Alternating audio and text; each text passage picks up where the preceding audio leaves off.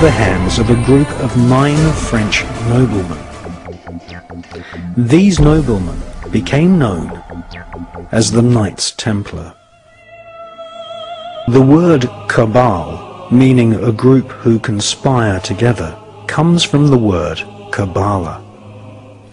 One such cabal, who were to later inspire a whole armada of black magic cults and Freemasonry, were the so-called Knights Templar. They laughingly called themselves the Poor Knights of Christ, but these men were far from poor. They deliberately styled themselves as monks so that they could go about their Luciferian Kabbalistic studies and conduct business without being taxed nor arouse suspicion from the Vatican.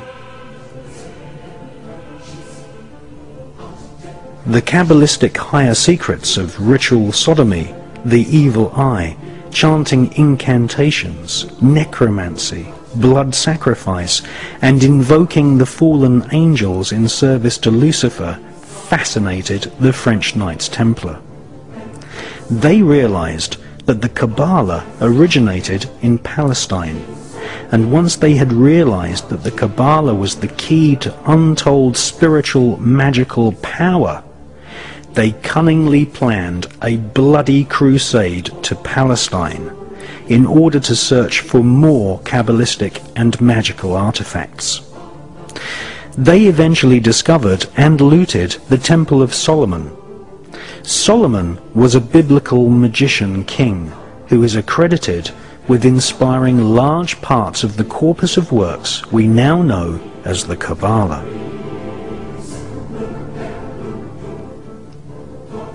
The Knights Templar arrived in Palestine with one main goal: to stop the Muslims from gaining any knowledge about the Kabbalah. The Knights Templar, once they had discovered the magical teachings of the Kabbalah, were dedicated utterly to destroying its origins so that they might hold its secrets exclusively. After 200 years of Kabbalistic magic and bloodthirsty crusades, wantonly murdering children, women, and engaging in ritualized sodomy, the French Knights Templar were rounded up, tortured, and executed. Many confessions told of the Knights Templar monks ritually sodomizing each other, invoking evil spirits, and implanting these spirits into animals such as cats. Various black magic artifacts were confiscated from castles owned by the Knights Templar, including silver caskets containing desiccated heads and skulls. The Knights Templar referred to these heads as Baphomets. They were placed at the center of a round table. Templars would then conduct a séance invoking the spirit of Lucifer to speak through the head. The most damning information exposed them as anti-Christs.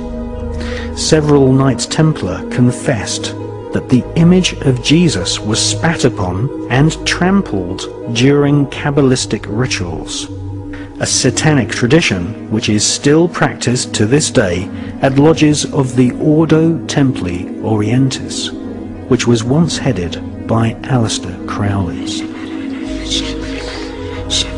Many Knights Templar bribed their way out of prison and escaped to Scotland and the Mediterranean island of Malta. They first renamed themselves the Sovereign Knights of Malta, and then, after establishing trade routes to North America long before Christopher Columbus, they re-emerged in Scotland, calling themselves Freemasons. All versions of Freemasonry, Rosicrucianism, the Skull and Bones, the Palladian Rite of Freemasonry, Co-Masonry, Scottish Rite Masonry, the Ku Klux Klan, and Crowley's Ordo Templi Orientis are derived from the original Kabbalistic rituals of the Knights Templar.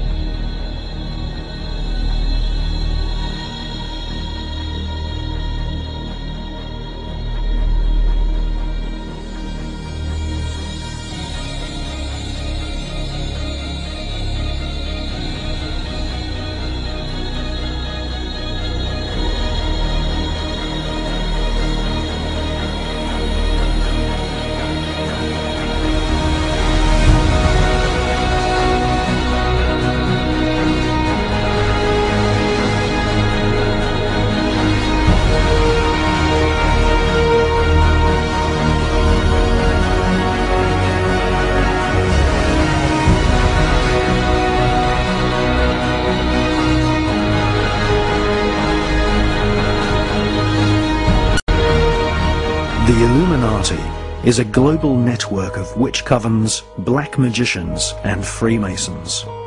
They use a secret code of numbers and words to communicate the plan to one another.